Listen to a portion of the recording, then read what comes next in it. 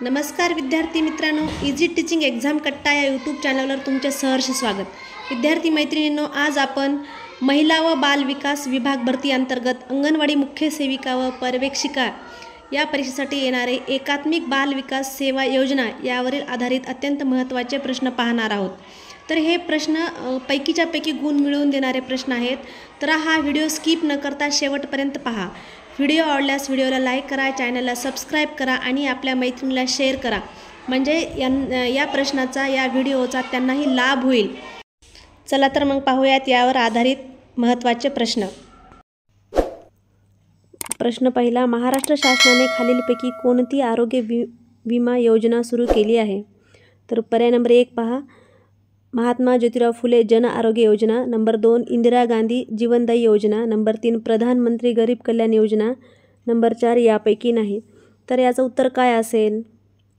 तर याचं उत्तर आहे महात्मा फुले जन आरोग्य योजना. तर महात्मा फुले जन आरोग्य योजना काय होती बघा. तर आयुष्यमान भारत आणि प्रधानमंत्री जन आरोग्य योजना म्हणजेच महात्मा ज्योतिराव फुले जन आरोग्य योजनेसह आयुष्यमान भारत आणि प्रधानमंत्री जन आरोग्य योजना एकत्रितपणे सुरू करण्यात आली. या योजनेअंतर्गत शासकीय आणि खाजगी रुग्णालयामार्फत पात्र शिधापत्रिकाधारक आणि इतर लाभार्थी गटांना सूचित म्हणजे जे आपल्याकडं शिधापत्रिका म्हणजे कोपन कार्ड म्हणजे राशन कार्डवर ज्यांना उपचार देण्यात येतात, तर त्याच्यामध्ये काय आहे ही सूचीबद्ध आधार म्हणजे त्यांनी एक आजारांची लिस्ट दिलेली आहे. त्या आजारावर आयुष्यमान भारत अंतर्गत म्हणजे प्रधानमंत्री जन आरोग्य योजना आणि महात्मा ज्योतिराव फुले जन आरोग्य योजनेचा एक असं एकत्रितपणे सुरू करणारा हे कार्यक्रम आहे. तर मोफत वैद्यकीय सेवा पुरवण्यात येत आहेत. समजलं? प्रश्न दुसरा, 1 जून 2011 पासून कोणत्या कार्यक्रमाची सुरुवात करण्यात आली? पर्याय नंबर 1 जननी सुरक्षा योजना. नंबर 2 जननी शिशु सुरक्षा कार्यक्रम. नंबर 3 नवसंजीवनी कार्यक्रम. नंबर 4 राष्ट्रीय किशोर स्वास्थ्य कार्यक्रम. तर याचं उत्तर काय असेल सांगा? तर याचं उत्तर आहे जननी शिशु सुरक्षा कार्यक्रम. आता पहा, भारत सरकारने 1 जून 2011 रोजी जननी शिशु सुरक्षा कार्यक्रम लॉन्च केला.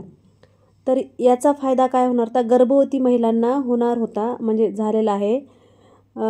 गर्भवती महिलांच्या प्रसूतीसाठी सरकारी आरोग्य सुविधा उपलब्ध करण्यात आलेल्या आहेत. या योजना कार्यक्रमांतर्गत गर्भवती महिलांच्या प्रसूतीसाठी सरकारी सुविधा उपलब्ध करून देण्यात आलेल्या आहेत.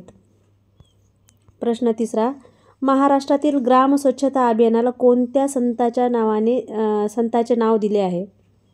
तर पर्याय नंबर 1 बघा, संत तुकाराम महाराज. 2 संत गाडगे महाराज. 3 संत तुकडोजी महाराज. 4 संत नामदेव महाराज. तर सांगा पाहू, हे खूप सोपं आहे. काय आहे याचं उत्तर? संत गाडगे महाराज. प्रश्न चौथा, जननी सुरक्षा योजनेअंतर्गत शासकीय रुग्णालयात प्रसूती झाल्यास ग्रामीण भागातील लाभार्थीस ₹1.5 लाभ मिळतो. आता पर्याय नंबर 1 आहे 300 रुपये. पर्याय नंबर 2 आहे 400 रुपये. पर्याय नंबर 3 आहे 700 रुपये. पर्याय नंबर 4 आहे 800 रुपये. म्हणजे प्रश्न नीट बघा. जननी सुरक्षा योजनेअंतर्गत शासकीय रुग्णालयात प्रसूती झाल्यास कुठल्या ग्रामीण भागातील लाभार्थीस म्हणले. ग्रामीण भागातील प्रश्न नीट बघायचा. ग्रामीण भागातील, आता ह्याच्यामध्ये शहरी भागातील पण येऊ शकतो, पण इथं प्रश्न विचारला आहे ग्रामीण भागातील लाभार्थीस किती रुपयांचा लाभ मिळतो? तर याचं उत्तर आहे 700 रुपये. बघा, ग्रामीण भागातील जर रहिवासी असेल त्यांना शासकीय रुग्णालयामध्ये जर तिची प्रसूती झाली असेल तर तिला 700 रुपयाचा लाभ होतो आणि 7 दिवसाच्या आत तिला तिथून 7 दिवसाच्या आत देण्यात येतात. त्यानंतर घरी जर प्रसूती झाली असेल तर तिला 500 रुपयाचा लाभ भेटतो. पण त्याच्यासाठी दवाखान्यामध्ये नोंद असणे गरजेचे आहे. मग शहरी भागातील बघा, ह्याच्यामध्येच आपण एक 3-4 प्रश्न घ्यायलो. शहरी भागातील रहिवासी लाभार्थी असेल आणि शासकीय रुग्णालयामध्ये झाली असेल तर तिला 600 रुपये मिळतात आणि ते 600 रुपये डिलिव्हरी झाल्याच्या 7 दिवसाच्या आत मिळतात. आणि जर सिझेरियन झालं असेल, सिझेरियन शस्त्रक्रिया झाली असेल तर सरकारी दवाखान्यामध्ये शासकीय रुग्णालयामध्ये जर सिझेरियन झाले असेल तर त्या लाभार्थीस 1500चा लाभ होतो, म्हणजे 1500 रुपये देण्यात येतात. समजलं. आपण एकाच प्रश्नामध्ये 3-4 प्रश्न घेतलेले आहेत. प्रश्न 5वा, एकात्मिक महिला बाल विकास योजनेची सुरुवात केव्हा झाली? आता बघा, पर्याय नंबर 1 31 ऑक्टोबर 1975, 2 ऑक्टोबर 1974, पर्याय नंबर 3 2 ऑक्टोबर 1975, पर्याय नंबर 4 2 ऑक्टोबर 1972. प्रश्न नीट बघा. एकात्मिक महिला बाल विकास योजनेची सुरुवात, तर याची सुरुवात केव्हा झालेली आहे? तर याची सुरुवात झालेली आहे 2 ऑक्टोबर 1975 रोजी झालेली आहे. आता हे कशासाठी सुरुवात झालेली आहे बघा. जन्माला येण्यापूर्वी तसेच जन्मालानंतर बालकांना पुरेशा सेवा देण्याचे राष्ट्रीय धोरण आपल्या देशाने स्वीकारले आहे.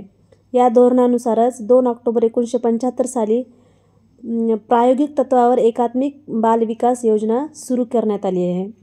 मुलांचा सर्वांगीण विकास व्हावा म्हणून आरोग्य, आहार आणि शिक्षण एकत्रितपणे देण्याच्या उद्देशाने ही योजना सुरू करण्यात आलेली आहे. कधी? 2 ऑक्टोबर 1975 रोजी. प्रश्न 6वा, प्रधानमंत्री मातृवंदना योजनेत पात्र लाभार्थ्यांना किती रक्कम मिळते? बघा, प्रधानमंत्री वंदना योजनेत पात्र लाभार्थ्यांना किती रक्कम मिळते? पर्याय नंबर 1 आहे 1000 रुपये, पर्याय नंबर 2 आहे 3000 रुपये, पर्याय नंबर 3 आहे 5000, पर्याय नंबर 4 आहे 4000. काय असेल उत्तर सांगा पाहू. तर याचं उत्तर आहे 5000. म्हणजे प्रधानमंत्री मातृवंदना योजनेत पात्र लाभार्थ्यांना 5000 रुपयाचं रक्कम मिळते. आता ही प्रधानमंत्री मातृवंदना योजना काय आहे बघा.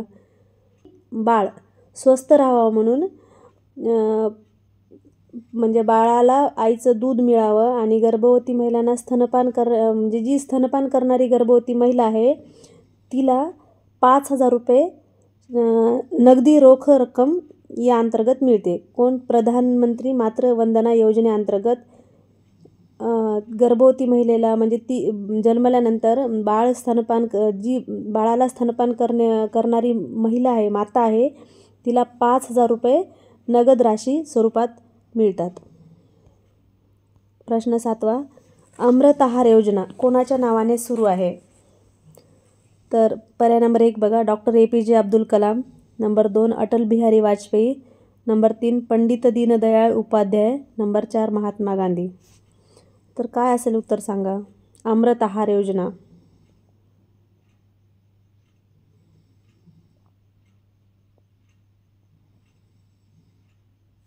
तर याचं उत्तर आहे डॉक्टर APJ अब्दुल कलाम. तर ही योजना कशासाठी राबवलेली आहे?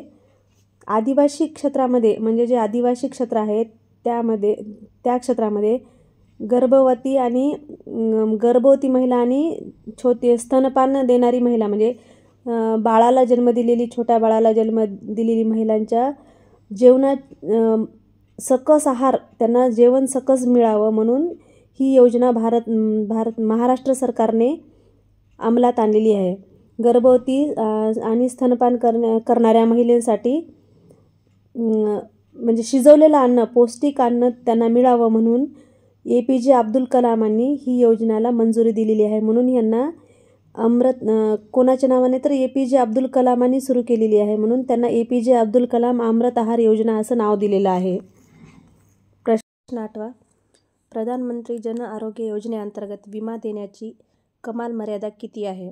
पर्याय नंबर 1 दशलक्ष, पर्याय नंबर 2 2 लक्ष, पर्याय नंबर 3 5 लक्ष आणि पर्याय नंबर 4 7 लक्ष. तर काय असेल उत्तर याचं? तर याचं उत्तर आहे 5 लक्ष.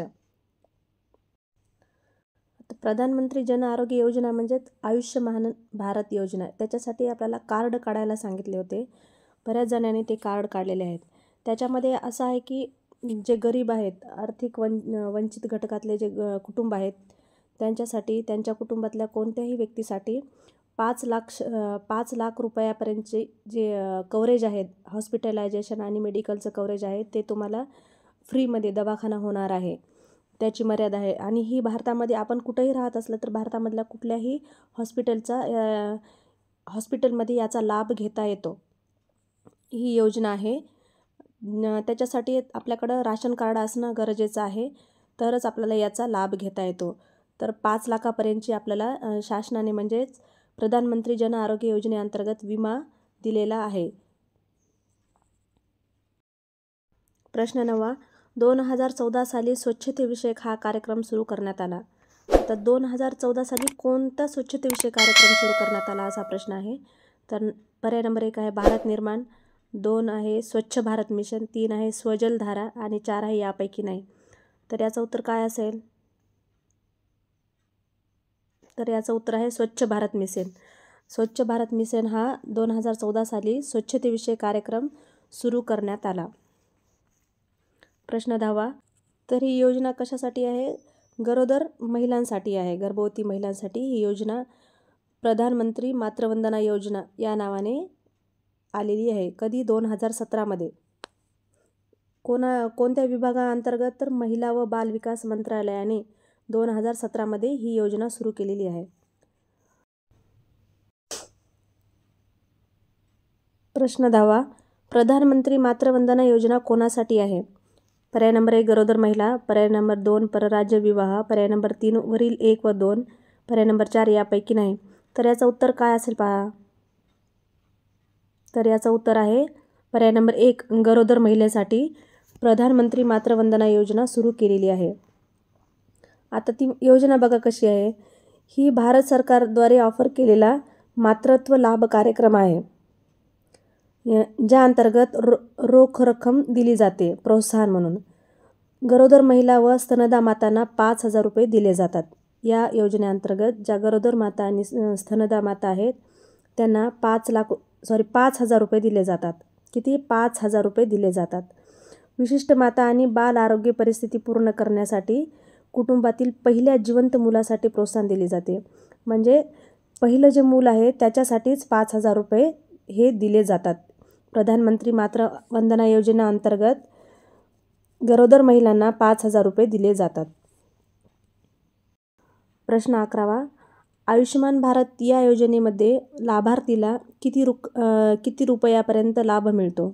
पर्याय नंबर 1 आहे 3 लाख, पर्याय नंबर 2 आहे 4 लाख, पर्याय नंबर 3 आहे 5 लाख आणि पर्याय नंबर 6 आहे 6 लाख. तर याचं उत्तर आपण वरच्याच प्रश्नामध्ये पाहिलेलं आहे. आयुष्यमान भारत आणि प्रधानमंत्री जन आरोग्य योजना म्हणजे एकच आहे. आयुष्यमान भारत योजना आणि प्रधानमंत्री जन आरोग्य योजना ही एकच आहे. फक्त प्रश्न तुम्हाला असा आलटून पालटून असाही कन्फ्युजन करण्यासाठी विचारू शकतात. तर आयुष्यमान भारत योजनेअंतर्गत लाभार्थीला 5 लाख रुपये लाभ मिळतो. प्रश्न 12. जननी सुरक्षा योजना केव्हापासून अंमलात आणली जात आहे? पर्याय नंबर 1 2010, पर्याय नंबर 2 2005, पर्याय नंबर 3 2003, पर्याय नंबर 4 2013. तर याचं उत्तर आहे पर्याय नंबर 2 2005. तर आता ही जननी सुरक्षा योजना काय आहे ते पाहूयात आपण. हे 2005 पासून सुरू करण्यात आलेली आहे. केंद्र शासनाने राष्ट्रीय ग्रामीण आरोग्य अभियानाअंतर्गत ही 2005 या वर्षी सुरू केलेली आहे. आता याचे पात्रता लाभार्थी कसे असणार आहेत? दारिद्र्य रेषेखाली सर्व लाभार्थी, जे दारिद्र्य रेषेत आहेत त्याच्या खाली आहेत ते सर्व लाभार्थी. अनुसूचित जाती व अनुसूचित जमातीमधील सर्व गर्भवती माता, दारिद्र्य रेषेखाली नसलेल्या देखील, म्हणजे अनुसूचित जाती आणि अनुसूचित जमातीमधील सर्व गर्भवती माता, मग त्या कुठल्याही असल्या तरी सदर लाभार्थी महिलेचे वय प्रसवपूर्व नोंदणी करताना कमीत कमी 19 वर्षे असावे लागते. म्हणजे 19 वर्षाखालच्या महिलांना याचा लाभ मिळणार नाही. सदर योजनेचा लाभ 2 जिवंत अपत्यापर्यंत देय राहील. म्हणजे आपल्यात फक्त 2च अपत्यासाठी या योजनेचा लाभ राहणार आहे. आणि याचं काय अजून आहे की प्रसूती घरी झाली तर 500 रुपये तुम्हाला लाभ होणार आहे. आणि शहरी भागातील रहिवाशांना प्रसूती शासकीय रुग्णालयात झाली तर 600 रुपये, ग्रामीण भागातील रहिवासी लाभार्थ्यांना प्रसूती शासकीय रुग्णालयात झाली तर 700 रुपये आणि सिझेरियन जर शस्त्रक्रिया झाली असेल तर लाभार्थ्याला 1500 रुपयाचा लाभ देण्यात येतो. ह्या योजना अंतर्गत हे लाभ मिळतात. वरील सर्व लाभ मिळतात. जननी सुरक्षा योजना ही 2005 पासून सुरू करण्यात आलेली आहे. समजलं? प्रश्न 13वा, दवाखान्यात नोंदणीचे प्रमाण वाढून दवाखान्यात प्रसूती व्हावी या उद्देशाने केंद्र शासनाने राष्ट्रीय ग्राम विकास आरोग्य मिशन या कार्यक्रमाअंतर्गत कोणती योजना सुरू केली आहे? बघा, प्रश्न नीट बघा. दवाखान्यात नोंदणीचे प्रमाण वाढून दवाखान्यात प्रसूती व्हावी या उद्देशाने केंद्र शासनाने राष्ट्रीय ग्रामीण विकास आरोग्य मिशन या कार्यक्रमाअंतर्गत कोणती योजना सुरू केलेली आहे? तर पर्याय नंबर 1 जननी सुरक्षा योजना, पर्याय नंबर 2 बालिका समृद्धी योजना, पर्याय नंबर 3 सुरक्षित जन्म योजना आणि पर्याय नंबर 4 अस्पताल जन्म योजना. तर काय असेल याचं उत्तर सांगा. तर याचं उत्तर आहे जननी सुरक्षा योजना. आपण वरच्या 2 प्रश्नामध्ये याचं बरीच माहिती घेतलेली आहे.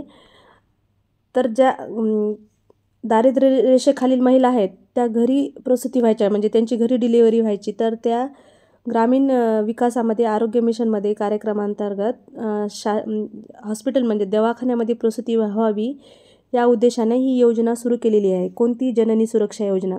त्याच्यामध्ये दारिद्र्य रेषेखालील सर्व लाभार्थी येतात आणि अनुसूचित जमाती आणि अनुसूचित जाती यामधील सुद्धा सर्व महिला येतात.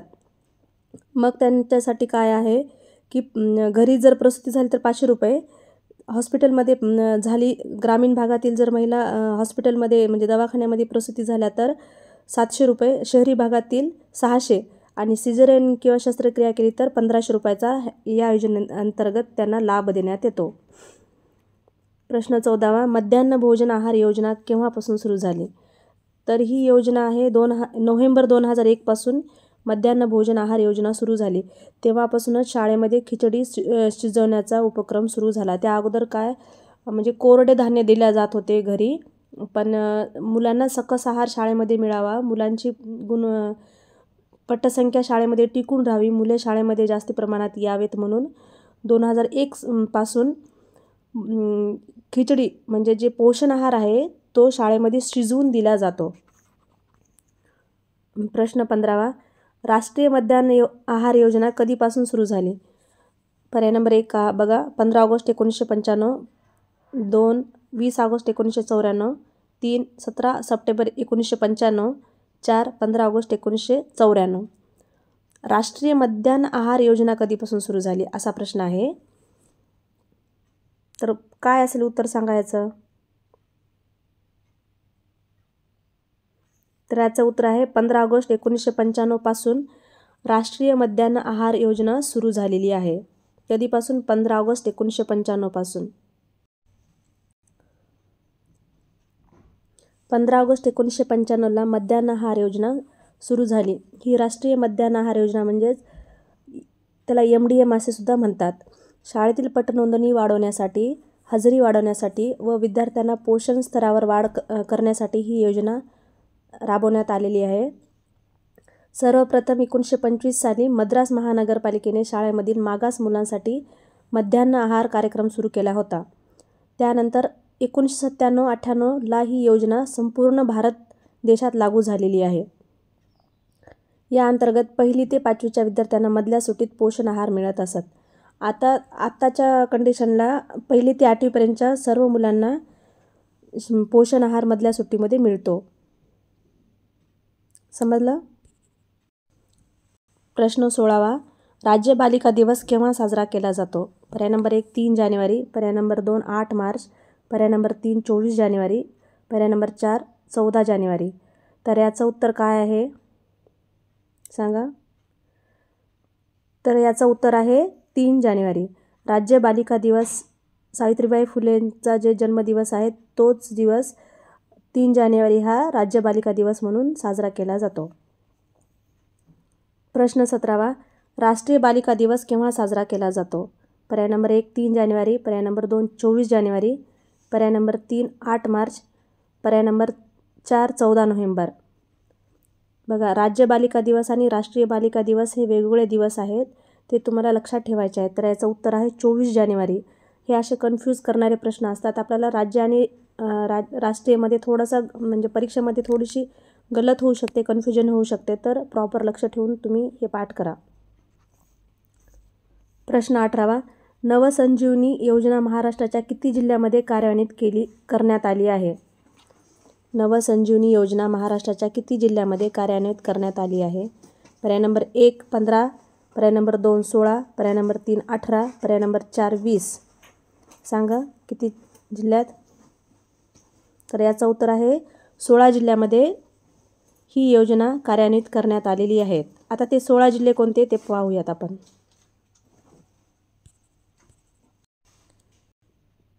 तर ही योजना संपूर्ण आदिवासी उपयोजना क्षेत्र, अतिरिक्त उपयोजना म्हाडा व मिनी म्हाडा या क्षेत्रामध्ये ही योजना राबवण्यात येते.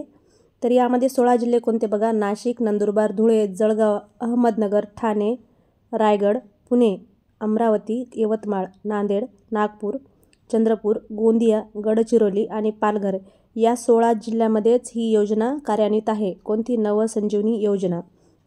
तर ह्याचा उद्देश काय आहे योजना काढण्याचा? म्हणजे ह्या 16 जिल्ह्यासाठीच ही योजना का काढलेली आहे? तर या जिल्ह्यामध्ये आदिवासींचे प्रमाण जास्त आहे. आदिवासींच्या आरोग्यात सुधारणा करणे व आरोग्यविषयक सोयी पुरवणे हे योजनेचं मुख्य कार्य आहे. विविध रोजगार कार्यक्रमांतर्गत वर्षभर पुरेल इतका रोजगार उपलब्ध करून देणे, आदिवासींना पिण्याचे शुद्ध व पुरेसे पाणी उपलब्ध करून देणे, अन्नधान्य पुरवठा सुनिश्चित करून पूरक आहार देणे, विविध उपाययोजनेअंतर्गत आदिवासींचे क्रियाशील आयुष्य वाढवणे हे योजनेचं कार्य आहे. तर याचं अंमलबजावणीचा अधिकारी कोण आहे? तर संबंधित जिल्ह्याचे जिल्हाधिकारी या अंमलबजावणीचे अधिकारी आहेत. त्यांच्याकडे आपण जाऊन ह्या योजनेचा लाभ घेऊ शकतो. प्रश्न 19वा. जननी शिशु सुरक्षा कार्यक्रम डॅडॅशपासून सुरू करण्यात आला. तर आपण याची सविस्तर माहिती आधीच्या प्रश्नामध्ये घेतलेली आहे. पर्याय नंबर 1 जून 2011, पर्याय नंबर 2 1 जून 2012, पर्याय नंबर 3 1 जुलै 2011, पर्याय नंबर 4 1 जुलै 2012. तर याचं उत्तर काय आहे सांगा? तर याचं उत्तर आहे 1 जून 2011. जननी शिशु सुरक्षा कार्यक्रम हा 1 जून 2011 पासून सुरू करण्यात आलेला आहे. तरी पहा, अजून पाहूत आपण ही. भारत सरकारने 1 जून 2011 रोजी जननी शिशु सुरक्षा कार्यक्रम म्हणजेच GSSK लॉन्च केले आहे. या योजनेचा अंदाज 12 लाखांहून अधिक गर्भवती महिलांना होणार आहे. म्हणजे याचा लाभ या योजनेचा लाभ 12 दशलक्षहून अधिक महिलांना होईल असे त्यांनी म्हटलेले आहे. त्यांच्या प्रसूतीसाठी सरकारी आरोग्य सुविधा उपलब्ध करून देण्यात येतील. शिवाय अजून त्यांच्या घरी जर डिलिव्हरी झाली तर त्यांना संस्थात्मक प्रसूतीची निवड करण्यासाठी प्रवृत्त केले जाईल. जर घरी डिलिव्हरी करायची आहे तर त्यांना दवाखान्यातच, तुम्ही शासकीय रुग्णालयातच तुमची डिलिव्हरी करा म्हणून त्यांना प्रवृत्त करण्यात येईल असे या योजनेमध्ये आहे. समजलं? जननी शिशु सुरक्षा योजना. प्रश्न 20वा. समाजाने मुलीच्या जन्माचे स्वागत करावे याकरिता महाराष्ट्र शासनाने खालीलपैकी कोणती योजना राबवली जाते?